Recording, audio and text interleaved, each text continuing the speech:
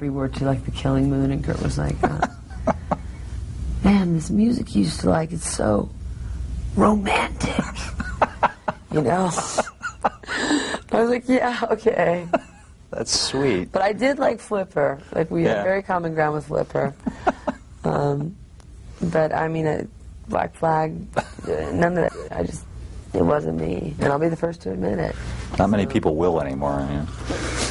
Well, that's what I think. I think you should admit the embarrassing stuff. Yeah. I think the embarrassing stuff it makes you more vulnerable, and it's like, it's cooler. Yeah. Stooges, Velvet Underground, yeah.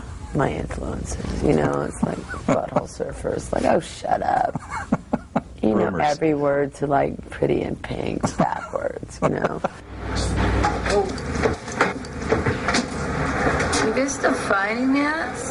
He's real depressed. Yeah. Jimmy's real depressed, too. How did you come to be involved in Sid and Nancy?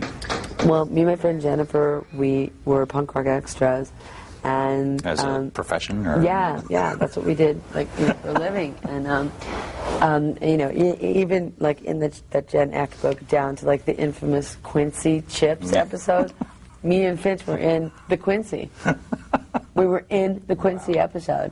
You know, I mean, that you couldn't get any more Gen X than that.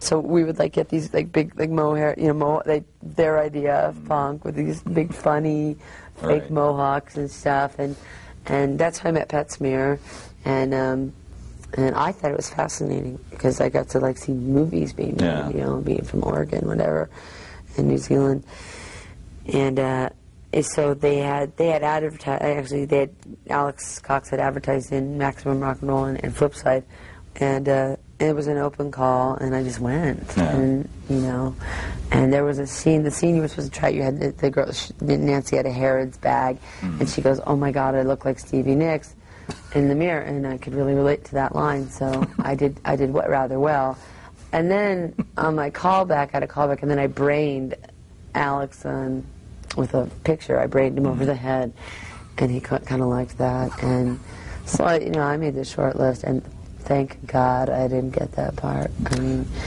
I wouldn't have been able to have a band. Yeah, probably your be life dead. would have taken a different direction, obviously. I mean, I would have been the world's biggest loser, worse than I am. I mean, I would never have been able to have a band. And, you know, then after that, I did that one the terrible movie. And how terrible was it?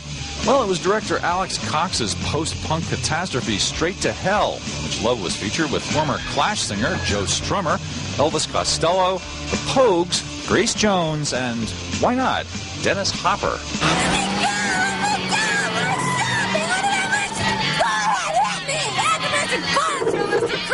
You ought to show me some respect, baby. Yeah, what's the matter? So you guys blow the job? Blow it! Tell him to shut up! Look out, man! I ended up making pictures with Joe Strummer on that movie, and I never liked The Clash. I never liked The Clash at all. It's totally not, like, it was a boy thing to me, you know. But I really, I mean, I lived in his basement. I quite liked him, and he was real protective of me. And of all the people around me, he was the only one that was like, I'm going to Minneapolis to start a garage band with my friend. And everyone was like, how could you do that? You know, you're with Triad, you know. Yeah. It was horrible. I mean, I was getting sent up for things like Casual Sex, that movie, the Ivan Wright movie.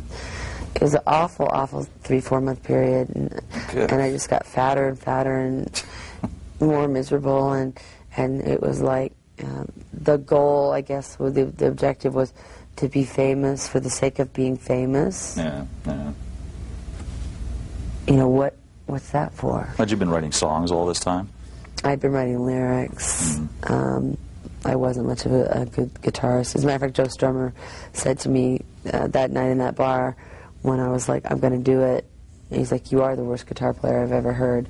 And I'd only just really started in earnest, but and I have gotten a lot better. But you're a good guitar player now. Your guitarist Eric was saying that he learned stuff from you. Yeah. I am fine. You know, I mean, I'm fine. I have a style, and you know, it's like what's funny is a lot of the songs are complete Bauhaus ripoffs with total.